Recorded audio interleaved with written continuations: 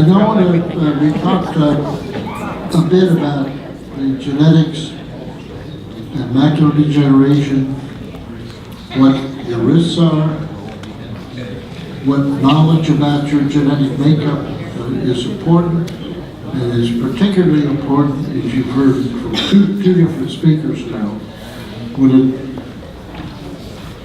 when you're confronted with the choice of what eye vitamins you should be taking, that the National Eye Institute has shown in some cases 25% slows the progression.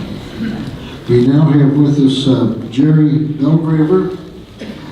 Jerry is Vice President of Marketing and Sales for Arctic DX, which is a genetic testing company that is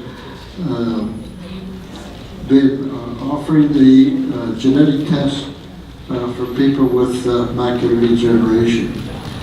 Jerry Belgraver is going to give us some background on what the risks are and pitfalls and how information can help us a great deal. So it's now my pleasure to present to you Jerry Belgraver.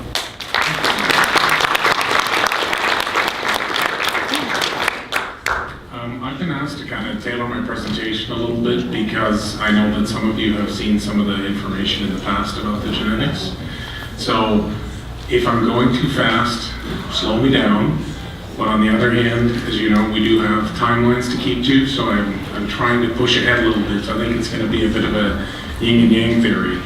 Part of the reason why we actually push so hard with respect to the macular degeneration, the genetic side, is actually related to family histories. This is our CEO, Greg. That's his mom. She has wet A.M.D. in one eye and dry in the other.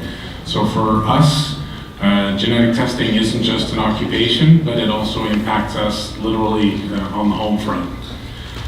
I think that both Dr. Brown as well as Dr. Nobby did a great job explaining that indeed there's an enormous amount of macular degeneration that's currently happening. We've got about 30 million people in the US who have category 4 disease, so that's wet A.M.D. or geographic atrophy. That's vision loss in the first eye. There's about 7 million who have intermediate A.M.D., so they're right at that cusp of vision loss. Then there's about another 15 million who have early A.M.D., and then there's a lot more who have drusen. So in total, the epidemiology, the numbers that we were just discussing are truly staggering. And one of the big issues is that the baby boom, that post-World War II baby boom, is just demographically right now kind of pushing through. Because if you're born in 1950, you're turning 67 this year. So it's very, very relevant. And part of that problem is that as you're pushing through, a lot more patients are actually progressing into the wet form of the disease, or what we call choroidal neovascularization, every day. So a lot of this is indeed an enormous demographic push being impacted, also by a lot of lifestyle. We've talked a little bit about the history of the disease and also the history of the technology, because traditionally there was nothing that could be done. So why watch for it? Why catch it early? And I absolutely concur, that really, if you can get your lifestyle under control in terms of weight loss, in terms of exercise, in terms of sun avoidance, all those things, that's all very, very good in terms of preventing macular degeneration. But just chronologically speaking, there wasn't much that could be done. So why should we worry about it? Well, then in the early 2000s, we got the supplements. Next, we now have had a tremendous deluge of technology. Dr. Brown showed some of those fantastic fundus images and some of the OCT images where we see those slices.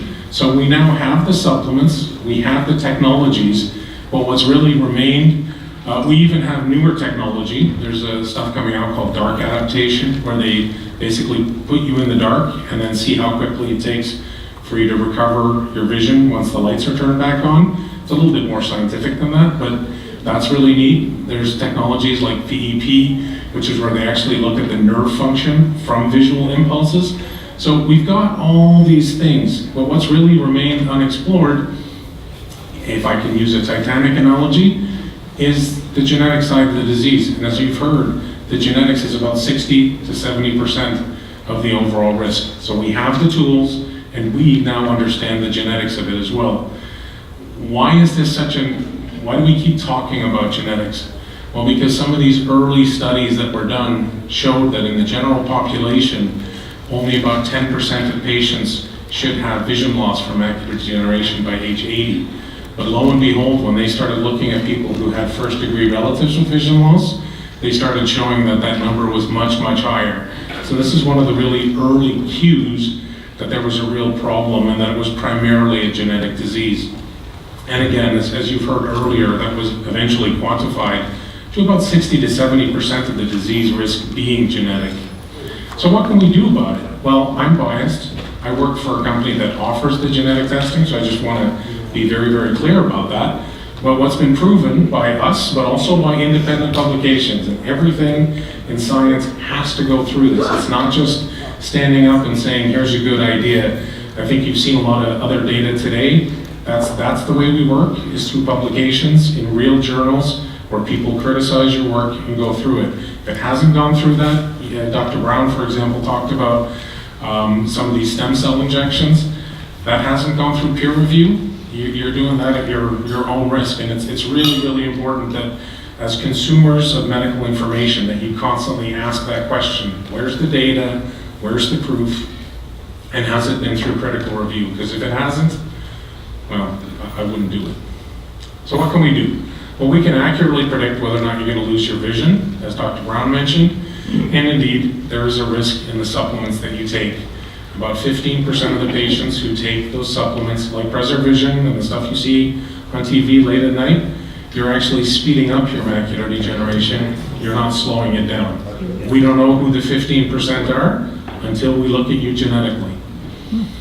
So this is a common question that we get as soon as people figure out that there's something about the genetics, is, okay, but that's nice as a general fact, but I have a specific stage of macular degeneration, and what can your testing do for me?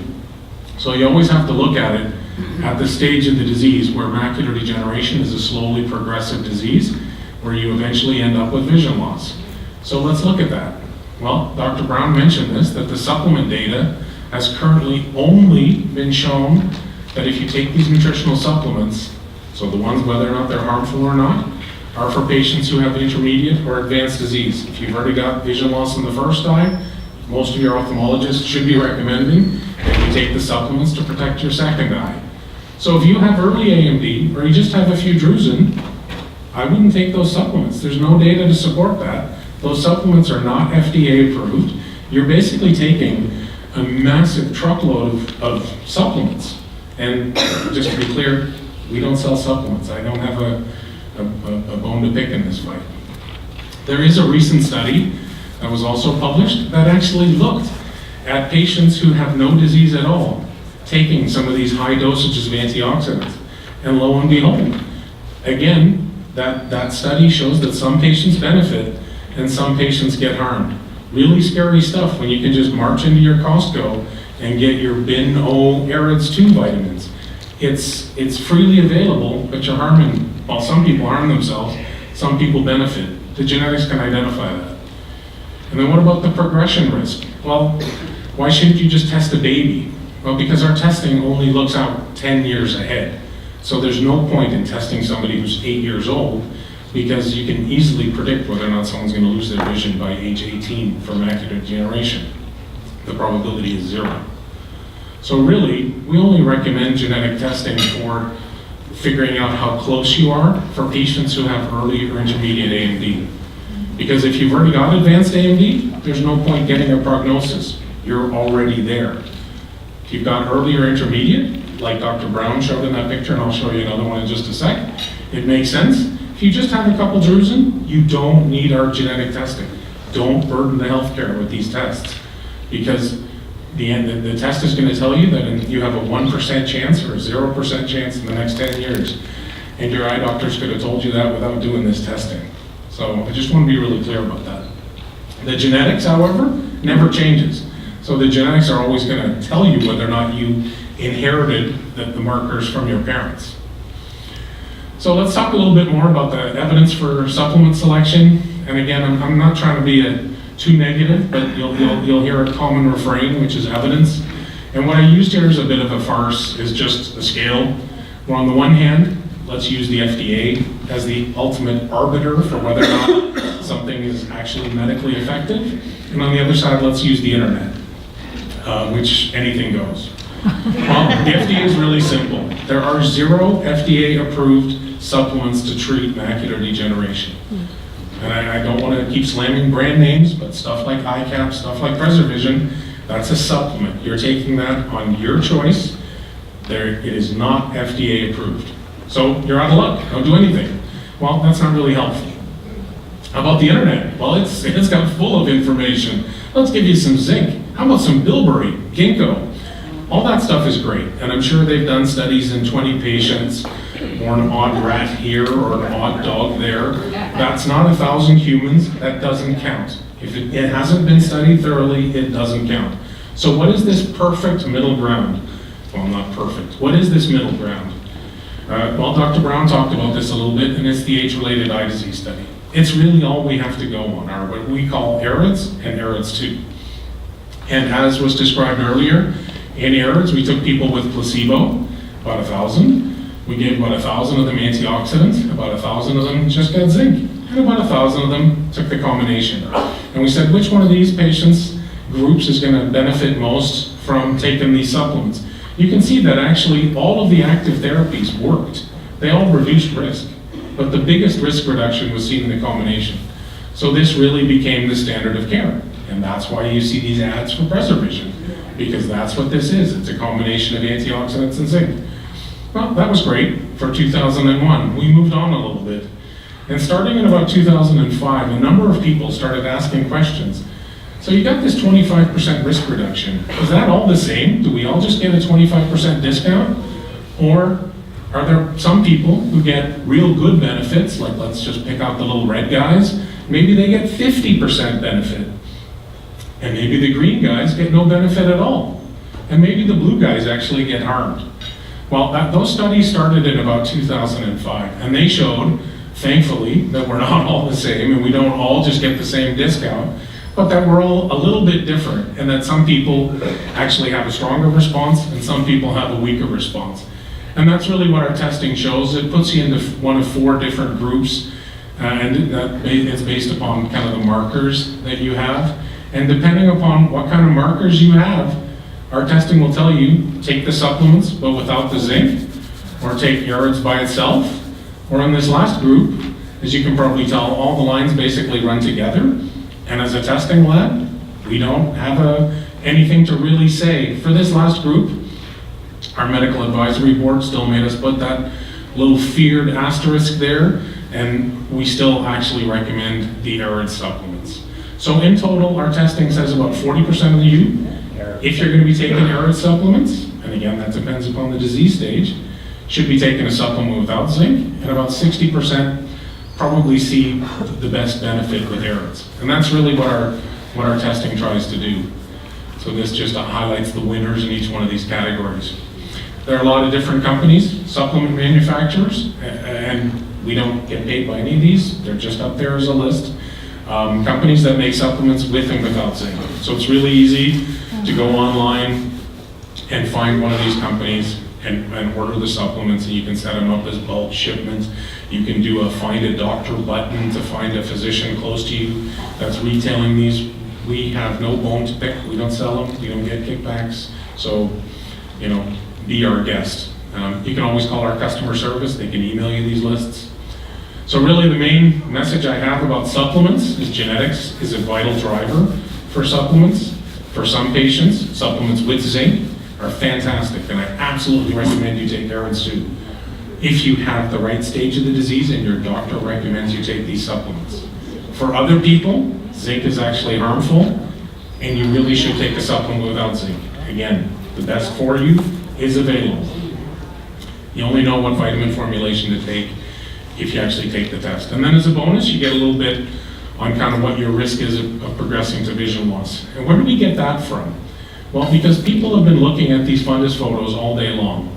But we know that only about 15 to 20% of these patients are actually going to progress to vision loss. And physicians have always had a really hard time picking out who those people are going to be. Sometimes it's easy.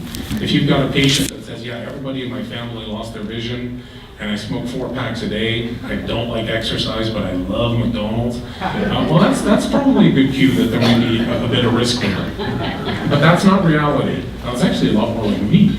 No, but all kidding aside, unfortunately, because these numbers are low, it's been hard to figure out who's going to progress. This is a bit of an odd slide, but what this really shows is asking the question, is early treatment and early detection actually beneficial?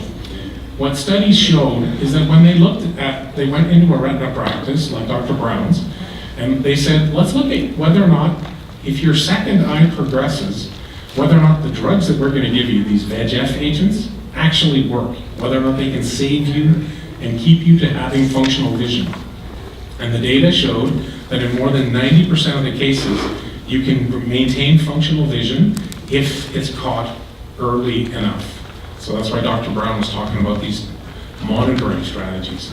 But what happened in those exact same patients, but not their second eye, but their first eye? And what they showed is that only in about 35 to 50% of the patients were they able to actually maintain functional vision in that first eye. These are the same people, it's their left and right eye. So what's really the difference? The difference is that the physicians didn't really know how to gauge the risk for that patient in that first eye. So it took too long for the patient to get treated, and the drugs don't really work well when you start too late. So early treatment is important. And the only way you can figure out whether or not you're at that high risk and have to be watched more closely is by really looking at your genetics. I'll skip this. This was an interesting slide. Our genetics is really a combination of the genes that we measure, and that's this alphabet soup here on the right-hand side. But we really actually combine it with a number of these non-genetic pieces, like your smoking history, your height and weight, your age, and what the doctor actually sees in your left and right eye. And as you can guess, if you don't have this information, and you only have 60% of the pie, you're making a really inaccurate guess. Well, one of the things that our customer service gets all day long now is you're seeing these ads on TV for stuff like 23andMe. I just saw the ads yesterday for telo years, where they look at the telomeres, the ends of your DNA. You can get bits and pieces of your genetic information as it relates to A.M.D. from those 23andMe tests. But it's really the equivalent of having like 5 puzzle pieces and trying to put a puzzle together. You don't have all of them.